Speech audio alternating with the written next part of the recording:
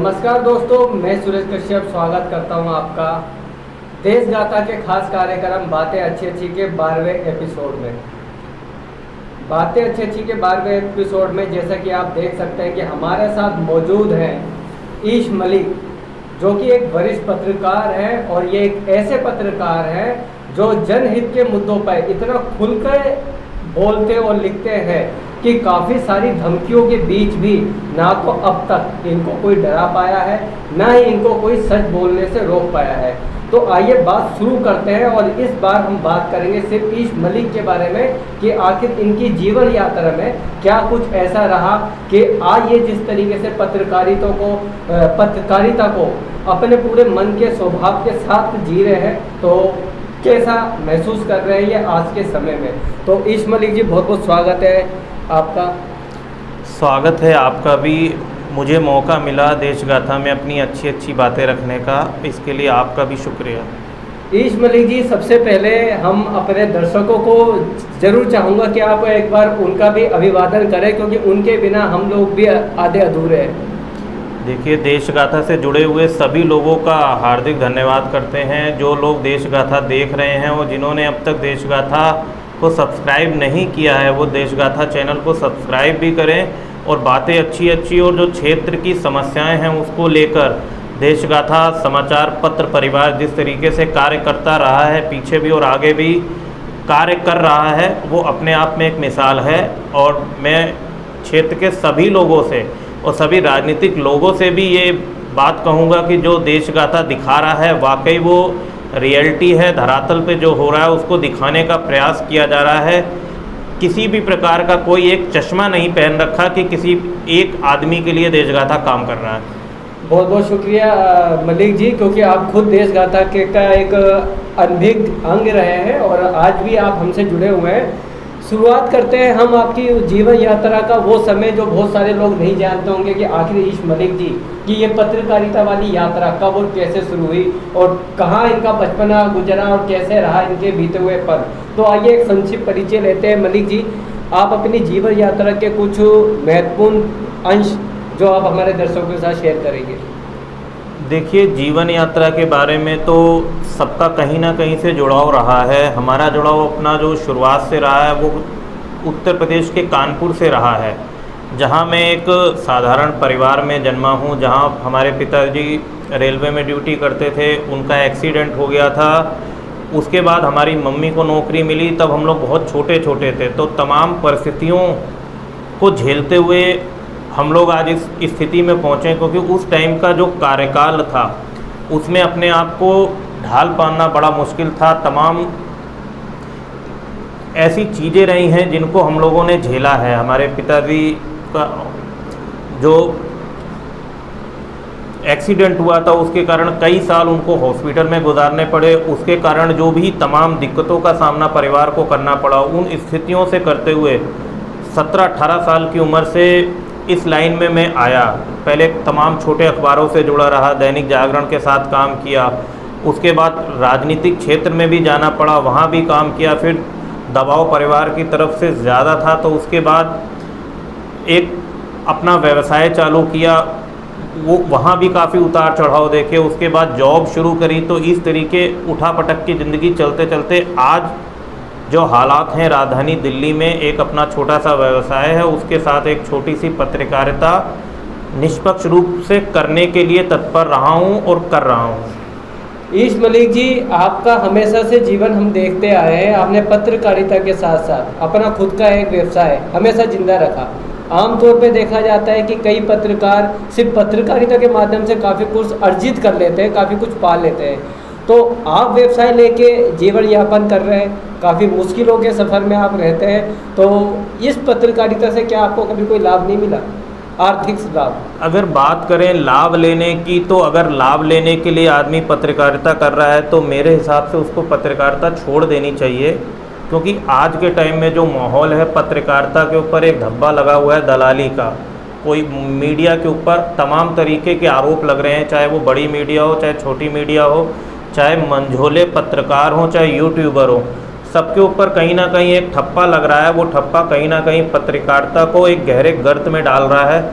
उससे अपने आप को बचाना ही मेरा लक्ष्य है और उसी को बचा के चल रहा हूँ।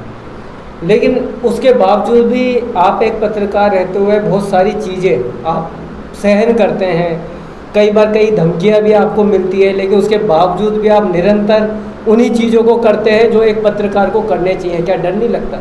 देखिए, डरने की, मैं कहूँ डरने की कोई बात ही नहीं है, क्योंकि देखिए जीवन है, जीवन आपको अगर जीना है, अगर डर के जिए तो क्या जिए, और अगर आप डरेंगे तो करेंगे क्या?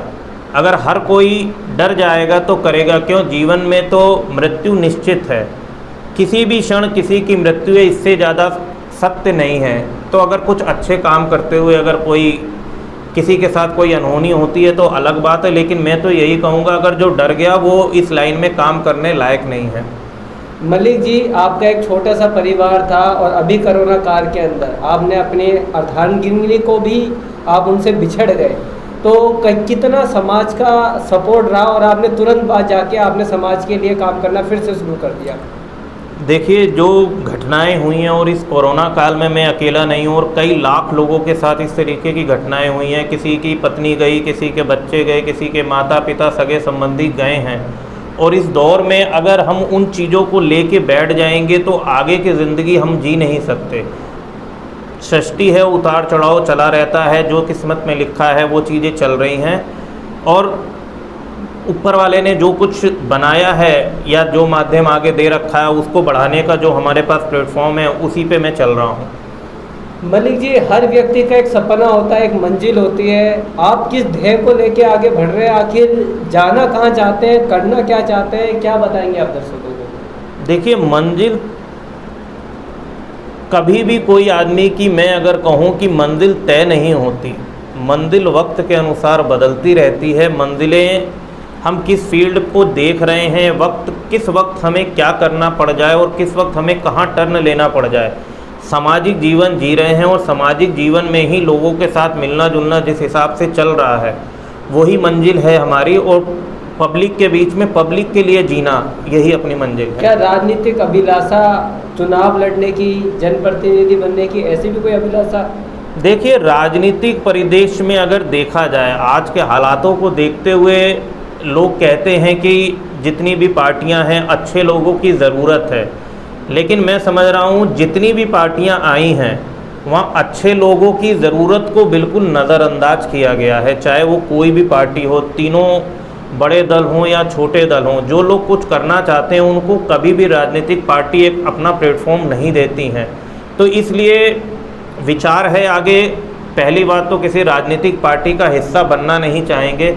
अगर कभी मौका मिला या लोगों का सहयोग रहा तो लोगों की सेवा के लिए अगर हो सका तो मैदान में आने से पीछे नहीं रहूँगा। मलिक जी, आप ना चाहते हुए भी आप राजनीतिक दल से जुड़े, आम आदमी पार्टी के अंदर, ऐसा आपको क्या लगा था कि आपने भी आम आदमी पार्टी को ज्वाइन किया, काफ़ी लंबे समय तक, काफ़ी टाइम तक आप पार्टी का हिस्सा रहे? देखिए, आम आदमी पार्टी से जुड़े रहना, कोई आदमी कभी ना कभी कहीं ना कहीं जुड़ा रहा है। कोई बीजेपी में जुड़ा था, कोई कांग्रेस में जुड़ा है, कोई आम आदमी में, कोई भाजपा में, कोई अदर पार्टी में। जब इस पार्टी की स्थापना हुई थी तो बहुत बड़े बड़े सपने दिखाए गए थे पूरे देश को भ्रष्टाचार के खिलाफ। तो मेरा शुरुआत से विज़न ही करप्शन के खिलाफ रहा है, क्योंकि ये करप्शन ही है जो देश को ख़त्म कर रहा है। लेकिन जैसे जैसे पार्टी ने अपना विस्तार किया, जिस भ्रष्टाचार के खिलाफ लड़ने की बात करी जा रही थी, आज उसी भ्रष्टाचार के दलदल में आम आदमी पार्टी और बाकी भी जितनी पार्टियां वो डूबी हुई हैं। चाहे लोकपाल की बात हो या तमाम और जितनी भी बात हों, उन पर कोई भी कार्रवाई जब नहीं करी गई, तो जब ये स्थितियां देखी तो मैंने भी अपने आप को वहां से दूर करके अपना जो पुराना प्लेटफॉर्म था वहां जाना उचित समझा। मलिक जी, अभी आप जिन एरियो में पत्रकारिता कर रहे हैं, बुराड़ी विधानसभा हो, तिमारपुर की विधानसभा हो, यहाँ के जो चुने हुए विधायक हैं, एक को विकास पुरुष के नाम से जाना जाता है, एक करिश्माई विधायक है, और भी तरह तरह के प्रतिनिधि अपने आप में भारी भरकम पहचान के साथ है। आपकी नज़र में किस तरीके से प्रतिनिधि काम कर रहे हैं इन दोनों विधानसभाओं में? देखिए, प्रतिनिधि कैसे काम कर रहे हैं ये तो मेरे से ज़्यादा क्षेत्र की जनता से आप पूछें तो ज़्यादा मुनासिब होगा, क्योंकि क्षेत्र की जनता के जो सवाल हैं जब हम वो पूछने क्षेत्रीय जनप्रतिनिधियों के पास जाते हैं तो वो मना कर देते हैं कि हमें इनसे बात ही नहीं करनी है। तो आप समझ सकते हैं कि जो जनप्रतिनिधि आज की तारीख में मीडिया से और क्षेत्र की समस्याओं के मुद्दे पर क्षेत्र के लोगों से बात करना मुनासिब नहीं समझ रहे, तो कहीं ना कहीं वो जिस ढाल पे आज चल रहे हैं, तो आप समझ सकते हैं इशारा काफ़ी है। जिस भ्रष्टाचार को मिटाने की बात करी गई थी, आज उसी भ्रष्टाचारी रूपी दलदल में वो खुद गोते लगा रहे हैं। मलिक जी, अभी हाल ही की आपके एक पोस्ट की बात करूंगा। आपने कहा कि मैं कल रहूं ना रहूं, क्योंकि आसार ऐसे दिख रहे हैं कि कुछ लोग धमकी दे रहे हैं। क्या कुछ बताना चाहेंगे कि ऐसा आपको क्यों लगा?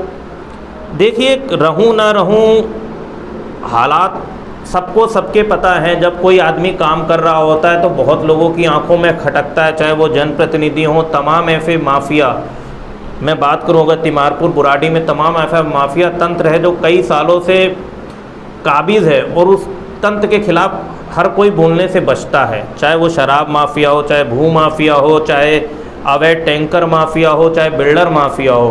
तो जब माफिया और भू माफिया शब्द लगते हैं तो जो लोग इस कार्य को कर रहे होते हैं, उनके सामने जो लोग आवाज़ उठाते हैं वो कहीं ना कहीं उनके लिए खतरे की घंटी होते हैं। तो इसलिए इन बातों को जनता के बीच में ले जाना कोई मैं अपनी तरफ से गलत नहीं समझता। मलिक जी, एक बहुत बड़ी पत्रकारों की फौज, अगर मैं पूरी दिल्ली ना कहूँ तो विधानसभा बुराड़ी या तिमारपुर में एक बहुत बड़ी पत्रकारों की फौज भी है, फिर क्यों आप इकलौते अलग से नज़र आते हैं कि आप इस तरीके के मुद्दों पे बात करते हैं, इस तरीके की चर्चाएं करते हैं, लेकिन बाकी इतने सारे पत्रकार होते हुए भी सारे भ्रष्टाचार होते रहते हैं? क्या कहेंगे इस पर? देखिए, बात मैंने आपको पहले ही कहा था कि भ्रष्टाचार और मीडिया का जो आज के टाइम में गठजोड़ हो चुका है, चाहे वो छोटी मीडिया हो चाहे बड़ी मीडिया हो, अगर मीडिया चाहे तो भ्रष्टाचार 2 मिनट में ख़त्म हो सकता है, चाहे वो 1 रुपये का हो चाहे 1 लाख करोड़ का भ्रष्टाचार हो। लेकिन आज के टाइम चुने हुए जनप्रतिनिधि और चुनी हुई पार्टियां की अलग अलग कैटेगरी वाइज मीडिया चल रहा है। हमें अपने को उससे बचा कर रखा है और उसको बचा कर आगे रखेंगे। इसीलिए मैंने आपको पहले ही कहा था, एक अलग अपनी राह है, उस अलग राह पे चल रहे हैं। मलिक जी, आमतौर पे बहुत सारे लोगों को नहीं पता, तो हम बताएंगे कि मलिक जी एक ऐसे पत्रकार भी हैं कि जिन्होंने अपनी पत्रकारिता के लिए और सच्चाई को सामने लाने के लिए बंदूक गोली का भी सामना किया है। ये बहुत कम लोग जानते हैं, तो चाहेंगे कि मलिक जी खुद बताएं कि जो लोग, चाहे वो कोई माफिया हैं या कितने ही बड़े वो अपने आप को गुंडा समझते हैं, जो कुछ बोल देते हैं इस तरीके की, तो मैं मलिक जी से जानना चाहूँगा कि मलिक जी खुद बताएं क्या हुआ था आपके साथ, किस तरीके का हादसा आपने सामना किया? देखिए, हादसे तो देखिए, जब आप फील्ड में निकलेंगे तो तमाम तरीके की गतिविधियां आपके साथ होंगी। अगर आप बुरे लोगों के साथ मिल जाएंगे तो वो उनके लिए आप सोना है, क्योंकि वो जब गलत काम कर रहे होते हैं तो आप उनके खिलाफ नहीं बोलते। जब आप गलत आदमी के खिलाफ बोलेंगे तो आपको हर तरीके से डराया धमकाया जाएगा और हर तरीके के प्रयोग किए जाते हैं। हमारे ऊपर भी हुए। मैं जब यूपी में था, जब मैं रेलवे वगैरह देखता था तो कुछ ऐसे ठेकेदार बड़े थे, तो उन्होंने धमकियां भी दी और हर तरीके से जो जिन शब्दों का प्रयोग कर रहे हैं उसका भी यूज़ हुआ, हमारे घर तक आए। लेकिन ऊपर वाला है, सब देख रहा है। अगर आज मैं डर रहा हूँ कहीं तो सिर्फ ऊपर वाले के उससे डर रहा हूँ, तभी ज़िंदा हूँ। अगर इन लोगों के दबाव में अगर मैं ये सब चीज़ें छोड़ दूँ तो कल को यही लोग कहेंगे ये आदमी डर गया और चुपचाप बैठ गया। मलिक जी, अब आखिर हम कार्यक्रम को आखिर में ले जाएंगे, लेकिन उसके से पहले एक बहुत ज़रूरी एक ऐसा मुद्दा है जिससे मलिक जी काफ़ी दिल से जुड़े हो। आप लोगों ने देखा होगा कि दिल्ली की जीवन दायिनी यमुना नदी, जिसको स्वच्छ बनाने के लिए सरकारें बहुत बड़े बड़े दावे करते हैं, लेकिन ईश मलिक जी जो अपने क्षेत्र की यमुना को स्वच्छ रखने के लिए कितना संघर्ष करते हैं, और एक जो संकल्प ट्रस्ट के नाम से इनकी जो संस्था है उसको लेकर इन्होंने बहुत सारे प्रयास कर रहे हैं। कोर्ट में ये है, और इन्होंने राजनीतिक दलों को भी कहीं ना कहीं घाटों में बुलाया ताकि वो स्वच्छ हो। क्या स्थिति है, आप मलिक जी जानेंगे। मलिक जी, क्या है पूरा?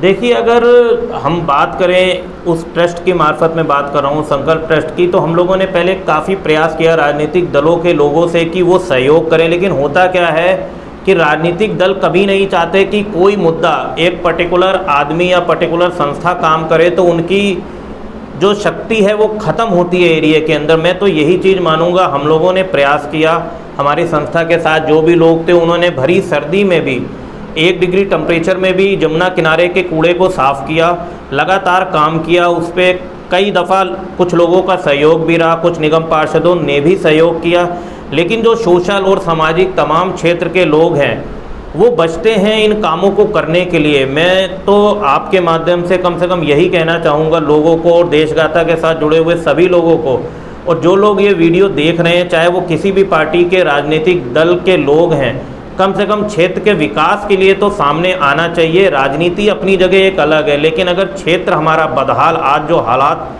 हमारे ऐतिहासिक राम घाट, काली घाट, श्याम घाट इसके सामने के हो रखे हैं, अगर ये पुनर्जीवित हो जाए तो राजधानी दिल्ली में क्या पूरे देश में ये अपने आप में एक अलौकिक चीज़ होगी। मलिक जी, जिस तरीके से आप यमुना नदी को लेके भी आप संघर्ष कर रहे हैं, तो एक गंभीर मुद्दा है जो अवैध शराब का है। उसको लेके आप काफ़ी टाइम से महिला आयोग से लेके काफ़ी सारे लेटर पत्रबाजी कर चुके हैं, क्या कहेंगे इस पूरे मसले पे?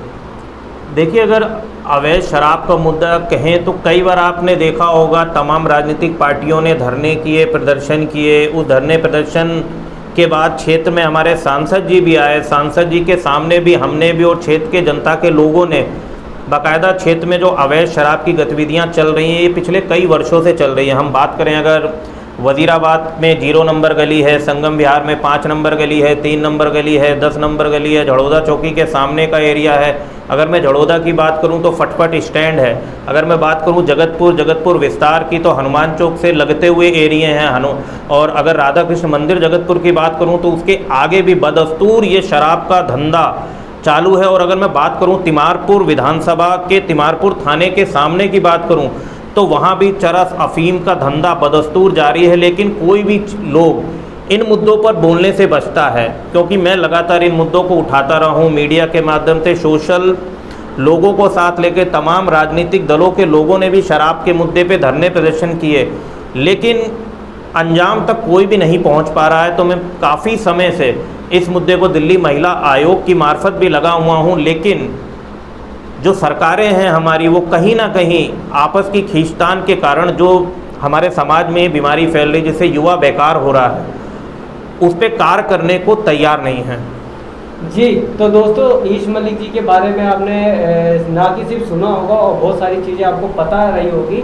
और मैं इसको पूरे मतलब अगर मैं कम शब्दों में बोलना चाहूँ तो ईश मलिक जी एक ऐसा हीरा है उस क्षेत्र के लिए जिस क्षेत्र के लिए ये अपनी पत्रकारिता करते हैं। क्योंकि ये बताने की जरूरत नहीं कि जहाँ पे ये पत्रकारिता करते हैं एक एक व्यक्ति जानता है कि ईश मलिक जी ने हमेशा जनता को जहाँ जहाँ समस्या हुई है, जहाँ जहाँ पत्रकारों की जरूरत हुई है, तो वहाँ ईश मलिक जी ने अपनी भूमिका को निस्वार्थ रूप से पूरा किया है। तो ईश मलिक जी की पत्रकारिता एक आदर्श है उन सभी पत्रकारों के लिए जो अपने आप को पत्रकारिता के क्षेत्र में आगे बढ़ाना चाहते हैं कि पत्रकार जो चौथा स्तंभ माना जाता है लोकतंत्र का, तो कहीं ना कहीं ईश मलिक जी एक मिसाल के रूप में है कि उन्होंने आज तक बिना डरे बिना रुके सच्चाई का साथ दिया और सच्चाई को आम लोगों तक पहुंचाने का काम किया। तो बातें अच्छी अच्छी कार्यक्रम के इस 12वें एपिसोड में हमने शुरुआत की ईश मलिक जी से। कोशिश करेंगे आगे और भी कई लोग होंगे जो चाहे वो राजनीतिक से जुड़े हों, चाहे वो धार्मिक से जुड़े हों, चाहे वो सामाजिक से जुड़े हों, चाहे किसी खेलकूद से जुड़े या किसी कला से जुड़े हो या किसी भी तरीके के विचारों को वो जनता के सामने पहुंचाने की हसरत रखते हो, तो ऐसे लोगों का स्वागत है देशगाथा के इस मंच पे। तो फिलहाल लेंगे इजाज़त, फिर मिलेंगे अगले एपिसोड में। बातें अच्छी अच्छी।